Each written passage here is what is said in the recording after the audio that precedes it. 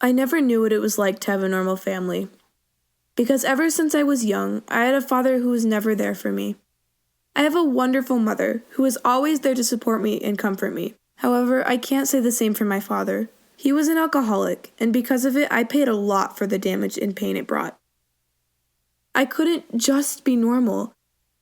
I couldn't invite my friends to my house because I was scared my father would be drunk and that he would embarrass me in front of them. I was often jealous of my friends because they had dads who were there to be a part of their lives. My dad was rarely a part of my life. He was often not even home, and when he wasn't in his right state of mind because he was drunk. And even when he wasn't drinking, he shut me and my family out of his life. He would stay in his room watching TV or playing video games almost all of the time that he was home. It was as if I had been replaced by a computer.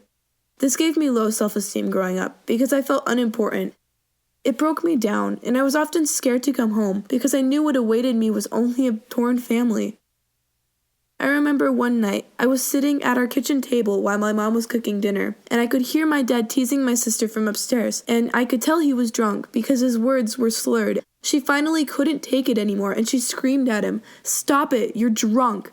Me and my mom were just in shock that my sister had stood up to him. My dad yelled at her and accused her that my mom had told her that he was drunk. Then he proceeded to stomp downstairs to where my mom was standing in the kitchen. He yelled at her. I was sobbing, hunched over in my chair, when he snatched a glass bowl off the table and slammed it to the ground. He stared coldly at me, as if I didn't matter.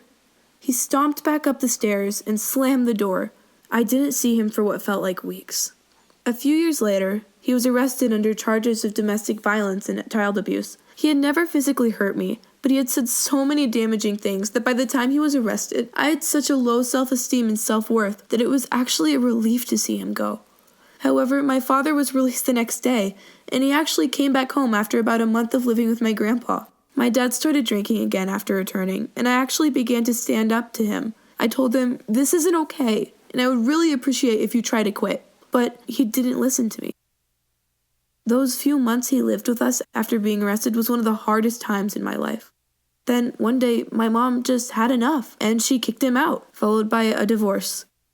I have been slowly recovering, and after months, I realized that I am important, and I do matter, and no one should ever have to feel like they are unimportant because someone makes them feel like they are worthless. I'm scared because soon I have to face my dad again for court reasons, but I know in my heart that I am strong, and that I will have the strength to stand up to him.